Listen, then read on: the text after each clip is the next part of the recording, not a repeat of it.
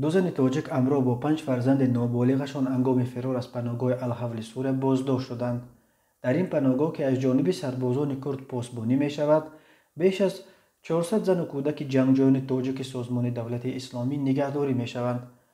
به گفته یک منبع رادیو آزادی، یک زن هنگام فرار بازداشت شده همسر شهباز مظفر جنگجوی داعش بوده است که در صف این سازمان تندرو با اسم ابو ایوب کلابی شناخته می شد.